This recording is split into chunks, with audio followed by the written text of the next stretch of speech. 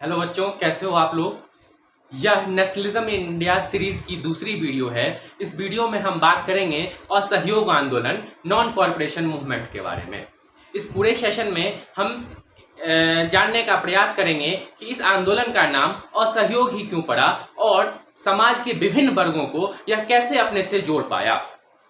इससे पहले कि असहयोग आंदोलन के बारे में हम और चर्चा करें, हम थोड़ा सा पीछे चलते हैं और बात करते हैं रॉयल सत्याग्रह की। जैसा कि आपको पता है, रॉयल सत्याग्रह की जो तिथि थी विरोध की, वो 6 अप्रैल 1919 को रखी गई थी। इसके बाद इस दिन थोड़ी सी हिंसा हो जाती है और हमें देखने को मिल जाता है 13 अप्रैल 1919 को जलियांवाला बाग हत्याकांड। चलिए अब हम इस प्रश्न का उत्तर जानने का प्रयास करते हैं कि इस आंदोलन का नाम असहयोग आंदोलन ही क्यों पड़ा था। इसका जवाब जानने के लिए हम गांधी जी के हिंद स्वराज पत्रिका का सहारा लेते हैं। उनके अनुसार गांधी जी ने बताया था कि भारत में ये जो शासन चल रही है अंग्रेजों की, यह भारतीयों के सहयोग के कारण ही संभव है। यह भारतीय के सहयोग के कारण स्थापित भी हुई थी और उसी के सहयोग के कारण यह फल फूल भी रही है। यदि भारतीय इसका सहयोग करना बंद कर दें, यदि भारतीय असहयोग की नीति अपना लें, तो अंग्रेजी शासन महज 1 साल के अंदर खत्म हो जाएगी। इसीलिए आजादी के इस संघर्ष का नाम पड़ा असहयोग आंदोलन। लेकिन असहयोग आंदोलन की राह इतनी आसान नहीं थी। कांग्रेस के अंदर ही इस बात की चर्चा थी या लोगों को इस बात की आशंका थी इसमें फिर से कहीं हिंसा न हो जाए और यह आंदोलन कहीं फिर से असफल न रह जाए। इसीलिए कांग्रेस के लोग ही इस बात से सशंकित थे और उन्हें असहयोग आंदोलन पर उतना भरोसा नहीं था। लेकिन फिर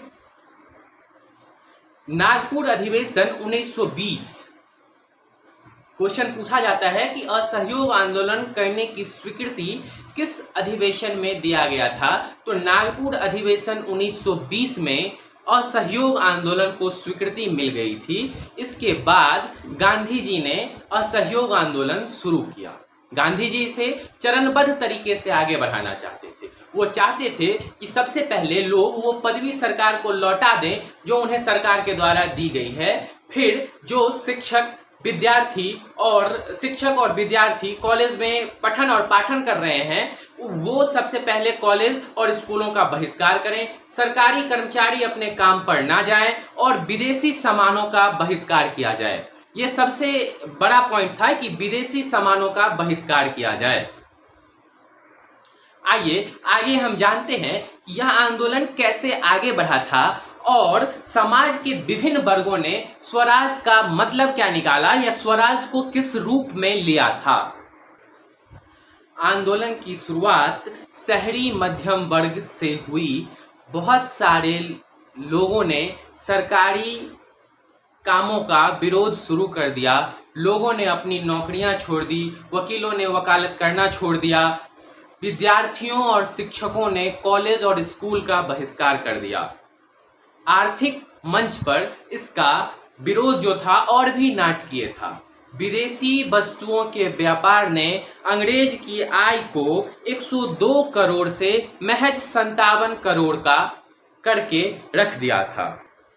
इस आंदोलन की पहुंच गांवों तक थी और भारत के छोटे छोटे गांवों तक थी। गांवों के लोगों ने भी इस आंदोलन में बढ़ चढ़कर हिस्सा लिया। किसान जमींदारों से आज़ादी चाहते थे, वो कर में छूट की मांग चाहते थे। तो उनके स्वराज का मतलब जो था वो जमींदारों से आज़ादी और कर में छूट था। वहीं जो मजदूर चाय बागान में काम किया करते थे, वहां उन्हें पहले चाय बागान के अंदर ही रखा जाता था, उन्हें बाहर निकलने से पाबंदी थी। तो वहां जो भी मजदूर काम किया करते थे, उन्होंने स्वराज का मतलब निकाला कि चाय बागानों से आज़ादी।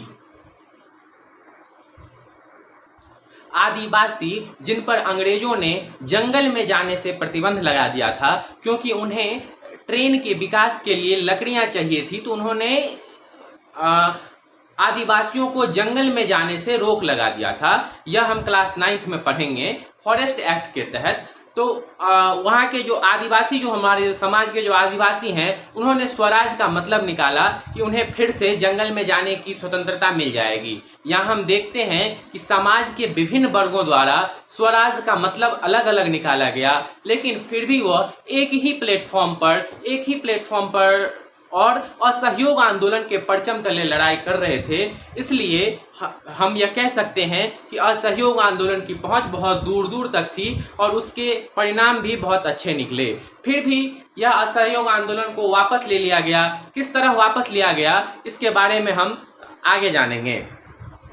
धीरे धीरे असहयोग आंदोलन का प्रभाव कम होने लगा था, क्योंकि हम आर्थिक रूप से उतने सक्षम थे नहीं कि अपने काम का 1 साल तक बहिष्कार कर पाएं। तो और फिर इसी पे हो जाता है और दिन आता है 4 फरवरी 1922 का। गोरखपुर का चौरी चौरा जिला, गोरखपुर का चौरी चौरा गांव था। छोटी सी जगह है, राजनीतिक महत्व है उसकी, और गांव का नाम है चौरी चौरा। इस दिन सत्याग्रहियों पर पुलिस ने लाठियां बरसाना शुरू कर दी। भीड़ उग्र हो गई। उन्होंने उल्टे पुलिस वाले को दौड़ा दिया था थाने तक। पुलिस वालों ने अपनी जान बचाने के लिए अपने आप को थाने में बंद कर लिया। फिर लोगों ने उन्हें पूरे थाने में ही आग लगा दी, जिसमें 22 पुलिसकर्मियों की मृत्यु हो गई। यह सुनते ही गांधी जी ने तुरंत असहयोग आंदोलन को 12 फरवरी 1922 को वापस ले लिया, क्योंकि वह दूसरा जलियांवाला बाग हत्याकांड कदापि नहीं चाहते थे। तो इस तरीके से असहयोग आंदोलन को वापस ले लिया गया। अगले चरण में हम बात करेंगे कि नमक सत्याग्रह क्या है, दांडी मार्च क्या है। तब तक के लिए धन्यवाद।